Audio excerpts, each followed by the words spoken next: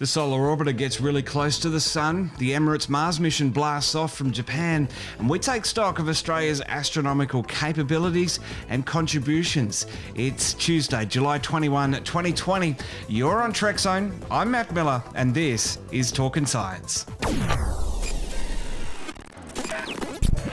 With the latest science and space news 5 days a week across Apple Podcasts, Spotify, Google Podcasts and YouTube. This is Talkin Science with Dr. Brad Tucker and Matt Miller. And it is a very happy Talkin Science Tuesday to Dr. Brad Tucker. How's it going? Really good, really good. Another Tuesday, another week, we've survived. Look, that's all you can do, and as long as things in space survive, I'm okay. Absolutely. Well, we can find you on social media at btucker22 on Twitter, Dr. Brad Tucker on Facebook, Trekzone's all over social media as well. Just search for Trekzone. And I'm on Twitter at Miramat86. Brad, let's dive in. Talking Science Headlines. And Brad, into the headlines of the week. And first up, the Southern Hemisphere has something to look at. The North has got that comet that everyone's talking about, but we've got a nova now. That's right. It's what we call a naked eye nova. So they don't happen that often. And so it's about what we call fifth magnitude. So it is on the fainter end, but in a dark spot, you can see it. It was discovered by Rob McNaught of the famous Comet McNaught era, who has worked at Siding Spring Observatory. And so it's been an interesting object. We've been finding it. It's what we call a classical helium nova, but definitely bright and visible in the constellation Reticulum if you're keen for a gander. Turning our attention back to the red planet, which is a little closer to us. It's in opposition at the moment, as we talked about last week. There's 3 missions heading that way. One's already launched that we're going to talk about in the stories of the week. But China and NASA are set for liftoff later this month. They've kind of firmed up their dates. China is now looking at a late 23, and the US is still aiming for a 30 July liftoff, so essentially a week later. So definitely another kind of back-to-back weeks of Mars launching. So hopefully they keep their launch windows and it's all according to plan.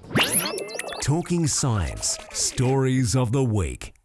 Alrighty, into the stories of the week, and turning our attention to our nearest star, the Sun. We have some new images. This is the second time this year we've been talking about getting really close to the Sun. We've gotten even closer this time with the solar orbiter. That's right. The solar orbiter has released, I think they say it's the closest image of the Sun. It's still taken at 54 million kilometers, so, it's not like there.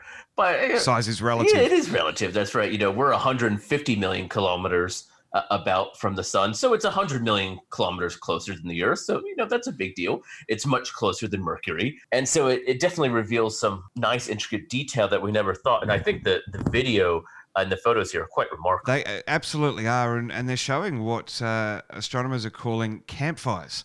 They're like campfires on the surface of the sun. One of the big questions is, how do solar flares originate? Where do they start? Can we predict them? What we're seeing here is kind of the flickering of the fire of the lights on the sun, and we think that maybe turns into the big flames or the big flares that we see later, but we're seeing very small scale flickering that we really never thought we would see any time. I think some people obviously did with the technology caught up, but it's still amazing to see this, that there's it almost looks like they're mistakes or glares or instrument problems, but really they're just the little flickers of the sun that we would never normally see. And it's thought that these eventually turn into the big flares. So it's already proving to be a remarkable image. And of course, everyone can check out our full chat on the Solar Orbiter's mission in episode number 414. Alrighty, Brad, our next story of the week, the Hope Mars mission, or the Emirates Mars mission, has successfully launched on Monday. We were highlighting this last week. We had a couple of weather delays. First, it was supposed to be last Monday, and then it was supposed to be Friday. But they had a